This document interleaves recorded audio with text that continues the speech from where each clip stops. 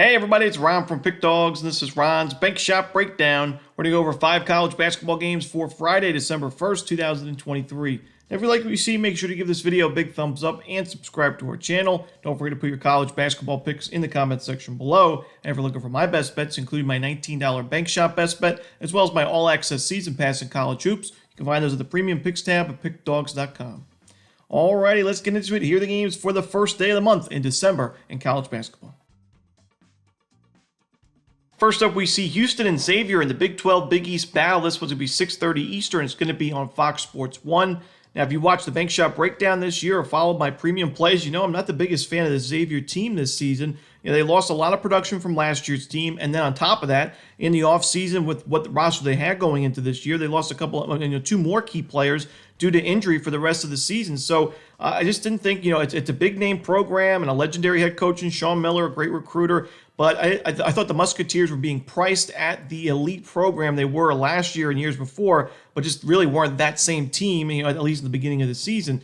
But now I finally think we're getting some value with the Musketeers, and I think in college basketball and any sport betting-wise, you can't fall in love with a team. You can't just straight fade a team no matter what the number is, and that's the feeling I have with Xavier here. I think we're getting some value now with the Musketeers getting about 7.5 points right now at the opening number against a Houston team that's not played a true road game this season. This is their first true road game of the year. They played a pretty soft schedule. When you look at the mostly home games, a couple neutral site games against Utah, Dayton, and Towson, I think Xavier could be the toughest defense that Houston has faced this season.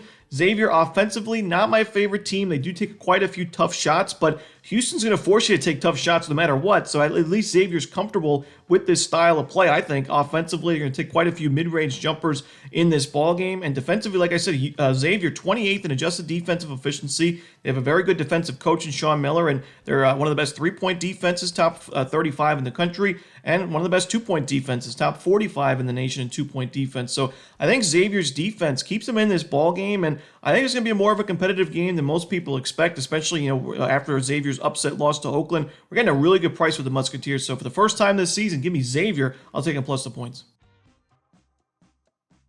Next up, we see Norfolk State taking on VCU. This one's 7 p.m. Eastern. It's going to be on ESPN+. I think this is way too many points for a team like VCU to be laying. I just don't trust this offense enough to get the job done and cover this giant number. I think Norfolk State's a live dog here. VCU 140th in adjusted offensive efficiency. Pretty good shooting numbers so far this season, 56 and two-point field goal percentage. But it's also a team that fundamentally, offensively, is not great. I mean, 335th in turnover percentage offensively, losing the ball in over 22% of their possessions. They're not a very good offensive rebounding team. And honestly, on the defensive side, they're not forcing many turnovers. They're not the strongest defensive rebounding team. And they do take quite a few fouls. And Norfolk State, similar to VCU, does a great job of getting to the free throw line. They're not a great shooting team overall, but they're a really good free throw shooting team. They're top 60 in the country. So I expect their 3-point and 2-point field goal percentages to improve as the season goes along. They take care of the basketball. They're a very good offensive rebounding team. And the one thing that really has me liking Norfolk State in this matchup is the fact they force a lot of turnovers. We just talked about how VCU has been uncomfortable with the ball this season. I think they could be very uncomfortable in a game like this. I just think this is way too many points, and I would sprinkle a little bit on the money line with Norfolk State here. They played a pretty tough schedule, a couple neutral site games, a true road game against Wichita State, which was competitive until the final moments. Give me Norfolk State plus the points here. Next up, we see Iowa State and DePaul. This one's going to be 8:30 Eastern on Fox Sports 1, also part of that Big East Big 12 battle. Now, to me, this is a really tough spot for DePaul, and we know this team is struggling this season, 1-5 overall, but they've played a pretty weak schedule, honestly. I mean, they played Purdue, Fort Wayne, and Long Beach State to open the year, both at home, both outright losses, 82-74 and then 77-73. You got the win against South Dakota, but doesn't really say much. Then you played neutral site games against South Carolina and San Francisco, lost by 5 and 16 in those ball games. And then another winnable game against Northern Illinois. You lose 89-79. Your defense gives up 89 points. It's really tough to trust the Blue Demons in this spot. Iowa State, very strong defensive team. Their offense, I think, is honestly underrated right now. They're getting a lot of good quality shots offensively. They're a fundamentally strong team. They force a ton of turnovers. A very good both offensive and defensive rebounding team. They get to the free throw line, and they're coming off back-to-back losses, but to Virginia Tech and Texas A&M, two really good teams and two pretty close games. Texas A&M, they were up by 20 points. Iowa State was in that ball game, blew the lead in the second half, but I don't think Iowa State takes its foot off the pedal in this one. Give me Iowa State laying the double digits on the road. I think they win this game in blowout fashion.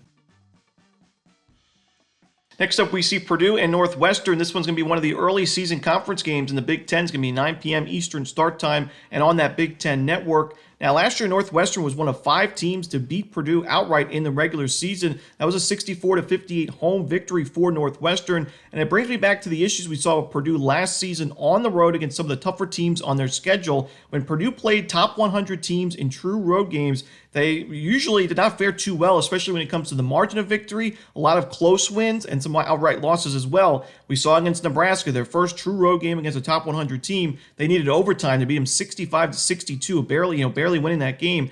Then they beat Ohio State by a measly 2 points. They beat Michigan State by 1 point. They beat Michigan by 5 points, a close game there. They lost outright to Indiana. They lost outright to Northwestern. Got blown out against Maryland 68-54.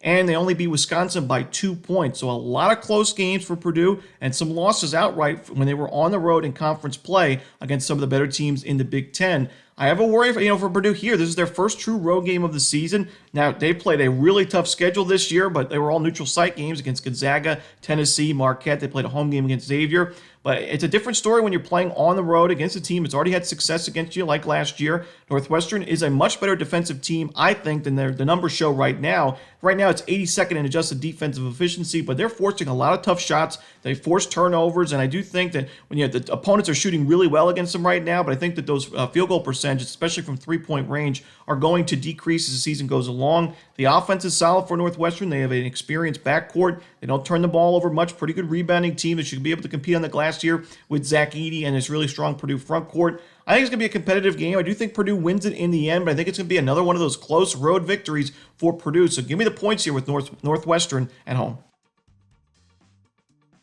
And the final game we're going to talk about for Friday's card in college basketball is going to be one of the marquee matchups on the board. Number 4, UConn, and number 5, Kansas. This one, 9 p.m. Eastern. It's going to be on ESPN2.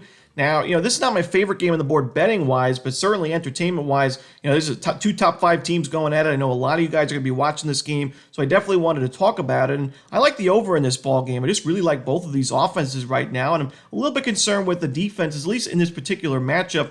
Kansas defensively, they're 4th in adjusted defensive efficiency, but they're not really forcing a lot of turnovers. They're also not really forcing a ton of tough shots. I do think UConn will be able to have success here offensively, and also Kansas not the best defensive rebounding team. UConn is number 6 in the country in offensive rebounding percentage, so they should be able to get some second chance looks as well. On the other side, Kansas, great shooting team. They're 9th in the country in effective field goal percentage. They're 39th in three-point shooting. They played a really fast pace offensively and 38th in the country in average possession length. And UConn is struggling to defend the perimeter right now, ranked 229th in three-point defense. So I think both teams have a big day offensively. And also, when you look at the game script, we could see potentially an overtime in a game like this. It's a small spread between two really good teams.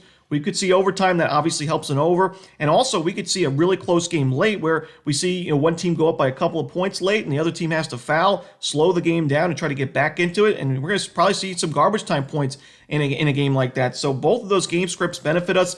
Just the way these teams play benefit the over, in my opinion, and I just think this total's not set high enough. So give me the over here in UConn, Kansas to end the night. And that's it. Those are the games for Friday in college basketball. Hope you enjoyed this video. If you did, don't forget to hit that like button and subscribe. And don't forget to put your college basketball picks in the comments section below. Again, if you're looking for my best bets, you can find those at Pick Dawgz Premium. As always, this is Ron Romanelli. Good luck.